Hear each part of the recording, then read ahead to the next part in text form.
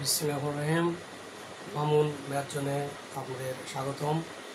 যদি আমার চ্যানেলটি ভালো লাগে থাকে অবশ্যই সাবস্ক্রাইব করবেন। আজকে আমরা নিয়ে আসছি ষষ্ঠ শ্রেণীর সাধারণ গণিত বইয়ের 2.1 অনুশীলনী 16 নম্বর অঙ্ক সমাধান নিয়ে।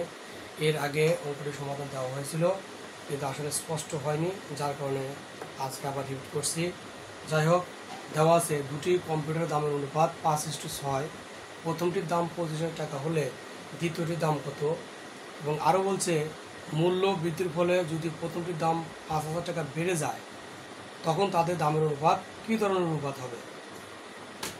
দেওয়া আছে দুটি কম্পিউটারের দামের অনুপাত 5:6। 5 হচ্ছে প্রথম কম্পিউটারের দামের অনুপাত, 6 হচ্ছে দ্বিতীয় কম্পিউটারের দামের অনুপাত, এবং প্রথমটির দাম দেওয়া আছে 25,000 টাকা। তাহলে দ্বিতীয়টির দাম জানি না, আমরা দ্বিতীয়টির দাম ধরে নিছি। মনে করি দ্বিতীয়টির দাম ক টাকা। দ্বিতীয়টির দাম ক টাকা? প্রশ্ন মতে 5:6। 5:6 এখানে 5টা হচ্ছে প্রথম কম্পিউটার দামের অনুপাত, 6 হচ্ছে দ্বিতীয় কম্পিউটার দামের অনুপাত। এই 25,000 টাকা হচ্ছে প্রথম কম্পিউটার দামের অনুপাত, আর ক হচ্ছে দ্বিতীয় কম্পিউটার দামের দাম। যেহেতু কটা হচ্ছে দ্বিতীয় কম্পিউটারের দাম, সুতরাং এটাকে পরে থাকবে। যদি আমাদের প্রথম কম্পিউটারের দাম হইতো তাহলে কটা আমরা আগে লিখতাম। কেউ যদি ভুলে কটা আগে লাগো তাহলে অঙ্কটা ভুল হবে। যেহেতু বলছে দ্বিতীয় কম্পিউটারের দাম ক টাকা, সুতরাং এটা দ্বিতীয় কম্পিউটারের দাম, এটা পরে হবে। যেহেতু 6টা হচ্ছে দ্বিতীয় কম্পিউটার অনুপাত, কটা হচ্ছে দ্বিতীয় কম্পিউটার দামের দাম। যেহেতু ইষ্ট মানে কি ভাগ, ইষ্ট মানে ভাগ, 5/6 = 25,000 বাই ক।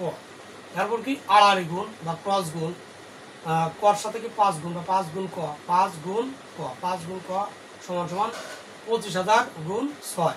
মানে উপরটার সাথে নিচেরটা গুণ, নিচেরটার সাথে উপরটা গুণ, এটা হচ্ছে কি আড়াআড়ি গুণ বা ক্রস গুণ। যেহেতু কর সাথে 5টা গুণ আকার আছে, কর সাথে 5টা গুণ আকার আছে, তাহলে এক সাইডে গুণ, তাহলে এক সাইডে কি হবে? ভাগ হবে। কি হবে? ভাগ। তাহলে 5 5, 5 দিয়ে 25,000 ভাগ দিলে কত হয়? 5,000। আর 5,000 দ্বারা 6 গুণ, 5 6 কত? 30,000। তাহলে ক সমান কত? 30,000। ক সমান কত? 30,000। পর আমরা কি ধরছি? দ্বিতীয়টির দাম। কিসের দাম? দ্বিতীয়টির দাম। অতএব দ্বিতীয়টির দাম 30,000 টাকা। দ্বিতীয়টির দাম 30,000 টাকা।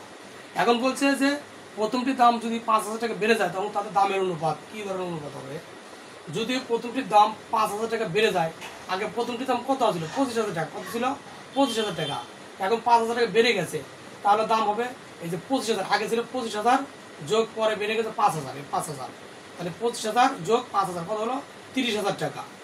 এখন বলছে তাদের দামের অনুপাত কী ধরনের অনুপাত? নির্ণয় তাদের দামের অনুপাত 30,000:30,000। যেহেতু দুটি একই সংখ্যা, সুতরাং একটি কি একক অনুপাত। একই সংখ্যা বিধায় এটা কি একক অনুপাত।